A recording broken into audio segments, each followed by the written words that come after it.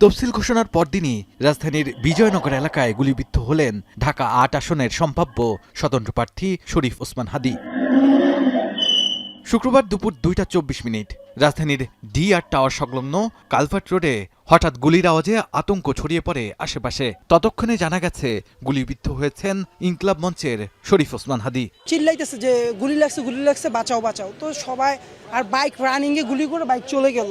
আর রিক্সার দিকে থেমে মানে যে তার সাথে আরেকজন ছিল, সে চিল্লা তাকে মেডিকেল নিয়ে যায়। এই অভ্যুত্থানের অন্যতম একজন মানে সহযোদ্ধা, তাকে এইভাবে গুলিবিদ্ধ হইতে দেখবো, মানে এটা আনএক্সেপ্টেবল। পরে সহকর্মীরা তাকে উদ্ধার করে নিয়ে যান ঢাকা মেডিকেল কলেজ হাসপাতালে। পর্যবেক্ষণ শেষে জরুরি বিভাগের ডাক্তার মোস্তাক আহমেদ জানান, মাথায় গুলি লাগায় অবস্থা সংকটাপন্ন ওসমান হাদীর।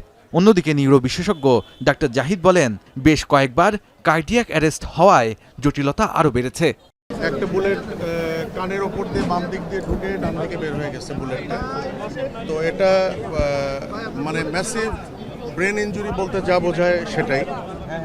এবং ব্রেন স্টিম মগজের যে কাণ্ড, সেই কাণ্ডের পাশ দিয়ে বুলেটটা বের হয়ে গেছে, কাণ্ডেরও ইনজুরি হয়েছে। এখন ওনাকে কৃত্রিম শ্বাস প্রশ্বাসের মাধ্যমে ওনাকে আমরা বাঁচিয়ে রাখছি। তবে আসার কথা যেটা, যে সাইন অফ লাইফ যেটা বলে, জীবনের চিহ্ন, এটা ওনার ভেতরে এখনো আছে, এটা নিঃশেষ হয়ে যায় নাই। ঢাকা মেডিকেলে প্রায় ৪ ঘন্টা চিকিৎসার পর রাজধানীর এভার কেয়ার হাসপাতালে নেওয়া হয় গুলিবিদ্ধ শরীফ ওসমান হাদীকে। এদিকে ঘটনার পরপরই ঘটনাস্থলে পৌঁছায় আইনশৃঙ্খলা বাহিনীর সদস্যরা। সিআইডির ক্রাইম সিন ইউনিট পুরো এলাকা ঘিরে ফেলে, সংগ্রহ করে বুলেটের খোসাসহ প্রয়োজনীয় আলামত। আর তখনও সড়কে দেখা যাচ্ছিল ছোপ ছোপ রক্তের দাগ। তদন্ত করে পরবর্তী রহস্য উদ্ঘাটন করা হবে। ওসমান হাদীর সহযোদ্ধাদের দাবি, হামলাকারীরা তাকে আগে থেকেই অনুসরণ করছিল। ব্যক্তিগত কোনো বিরোধ নয়, বরং রাজনৈতিক মতপার্থক্য ও ভারতের আধিপত্য বিরোধী অবস্থানের কারণেই তাকে নিশানা করা হয়েছে, এমন অভিযোগ তাদের। যারা গুলি করেছেন তারা গত কয়েকদিন যাবৎ তাদের সাথে এই ক্যাম্পেইনে যুক্ত ছিল। সে কোনো রাজনৈতিক দলের পরিচয় দেয়নি।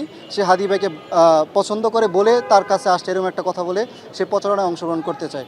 ভারতীয় আগ্রাসন এবং ভারতীয় আধিপত্যবাদের বিরুদ্ধে যেভাবে সবসময় উচ্চকিত কণ্ঠ ছিলেন, তারই ধারাবাহিকতায় ভারতীয় যেই এজেন্সিগুলো আছে সেখান থেকেও হতে পারে, অথবা যে কোনো রাজনৈতিক প্রতিহিংসার কারণেই হতে পারে। সিসিটিভি ফুটেজ বিশ্লেষণ করে আসামিদের শনাক্ত ও গ্রেফতারের সর্বোচ্চ চেষ্টা চলছে বলে জানায় পুলিশ। আমাদের কার্যক্রম অব্যাহত আছে। আমরা আরও কার্যক্রম সম্পন্ন করার পর হয়তো বলতে পারবো যে আসলে উনি এক্স্যাক্ট কোথায় গুলিবিদ্ধ হয়েছেন এবং কে বা কারা তারা গুলি করেছে। জুলাই গণঅভ্যুত্থানের অন্যতম পরিচিত মুখ শরীফ ওসমান বিন হাদী ঢাকা বিশ্ববিদ্যালয়ের রাষ্ট্রবিজ্ঞান বিভাগের ২০১০-১১ শিক্ষাবর্ষের শিক্ষার্থী ছিলেন। গড়ে তোলেন নিজের সংগঠন ইনকিলাব মঞ্চ। ঘোষণা দিয়েছিলেন ঢাকা ৮ আসনের স্বতন্ত্র প্রার্থী হবার। শাহাদাত আফরো, এখন ঢাকা।